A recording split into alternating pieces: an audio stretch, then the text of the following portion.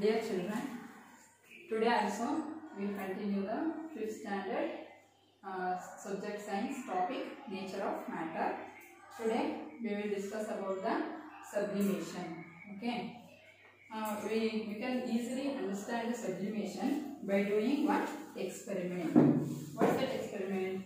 Take a few naphthalene balls in an evaporating dish. Okay, take a few naphthalene balls in an evaporating dish, close it with a glass funnel as shown in the picture. Okay, close it with a glass funnel as shown in the picture. Take some cotton and close the other end of the funnel. Are you seeing, children? This is the cotton cap. Heat the dish slowly. Naphthalene converts into the milky vapor. When we heat the dish, the naphthalene balls converted into milky vapor and will be collected in the inner side of the funnel. The milky vapor is converted in the inside the funnel because we close the cap. Okay. Stop heating and observe. When the naphthalene balls, it will convert into milky vapor. Then you put off the flame. What happens? Milky vapor converted into naphthalene crystals. Here you see some crystals. When we put off the fire, it will milky vapor cooling. When milky vapor cools, it collected walls in the inside the funnel. Are you seeing? These are the naphthalene crystals collected inside the wall. Is it clear, children? Now, here first we take the naphthalene balls. Naphthalene balls are in which state? First, solid state. When we heat this, it will convert it into vapor in gaseous state. Next, it will cool in. When we cool the vapor, it will again convert it into crystals. That is in solid state. Do you understand? Now, what is the sublimation? Sublimation is some solids on heating directly converted into their vapor state and vice versa without passing through the liquid state, and this is called sublimation. What we have done in this experiment, that is sublimation. What is sublimation? Some solids on heating directly convert into their vapor state and vice versa without passing through the liquid state, and this is called the sublimation. Give some examples for sublimation. For example, camphor, and next one is iodine. Camphor and the iodine are the examples for sublimation. Okay, and give examples for the following condition. First one is, in this condition, solid. When we heat the solid, it will turns to liquid. It will changes to liquid, and then when we cool the liquid, again it will changes to solid. What's the examples? For example, ice. When we heat the ice, it will turns to liquid. When we cool the water, it will turns to solid state again. Okay. Next one is candle. Candle also example for this condition. You see in your textbook, light a wax candle. One activity is there. Light a wax candle and observe what happens to the wax after some time. Now put off the candle and observe what happens to the melted wax, and right here. Light a wax candle. When we light the candle, it will melt. Okay. Next, when we put off the candle, it will turns again to solid state. That is wax. And observe what happens to the melted wax, and right here. What you should write? When the flame is on candle, melts, then on putting off the flame, the wax in solid solidifies again. Okay. Next condition. When we heat the solids, it will turns to gaseous state, and when we cool the gaseous state, it will turns to again solid. Example, camphor and iodine. Next concept, mass. We learn about mass.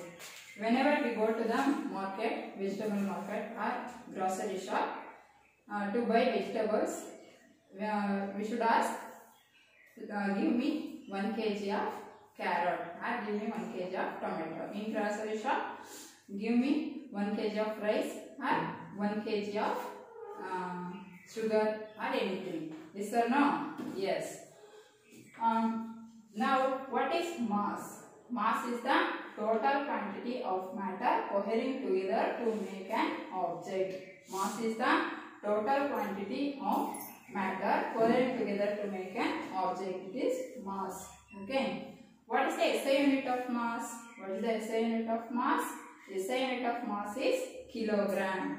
SI unit of mass is kilogram, that is kg. You ask in your grocery shop, kg, that is SI unit, 1 kg of sugar, that is the kg is the SI unit of mass. Understand? Know this. You should learn about this. 1000 milligram is equal to 1 kg. 1000 milligram is equal to 1 kg. And 1000 gram is equal to 1 kg. 1000 gram is equal to 1 kg. And then 100 kg is equal to 1 quintal. 100 kg is equal to 1 quintal. And 1000 kilogram is equal to 1 ton. 1000 kilogram is equal to 1 quintal. Look here in your textbook, they are given. Know this. 1000 milligram is equal to 1 gram. 1000 gram is equal to 1000 gram is equal to 1 kg. 1000 gram is equal to 1 kg. 1000 kg is equal to 1 quintal. 1000 kg, 100 kg is equal to 1 quintal. 1000 kg is equal to 1 ton. Yes, 1000 milligram is equal to 1 gram, not kg. 1000 milligram is equal to 1 gram, and 1000 gram is equal to 1 kg. 100 kilogram is equal to 1 quintal. 100 kilogram is equal to 1 quintal, and 1000 kilogram is equal to 1 ton. 1000 kilogram is equal to 1 ton. Do you understand? Next, we are move on to density. The concept is density. We are usually understand by doing one activity. Pour a cup of water and a cup of oil into a glass jar. Okay. Then won't mix together and will be seen separately. You mix it. Then we are seen separately. Oil is in the upper side. Water is below the oil. Water is collected below the oil. Why it happens? Because oil molecules and water molecules do not have any affinity towards each other.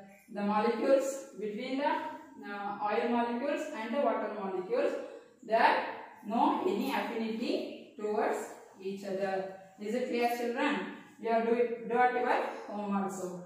Okay. Now, what is density? Density is the amount of mass contained in unit volume. Density is the amount of mass contained in a unit volume. What is the SI unit of density? What is the SI unit of density? SI unit of density is kilogram per cubic meter. Okay, kilogram per cubic meter. SI unit of density is kilogram per cubic meter. What's the density? SI unit of the density? SI unit of density is kilogram per cubic meter. List the objects with less and higher density. Less and higher density. Less density and higher density.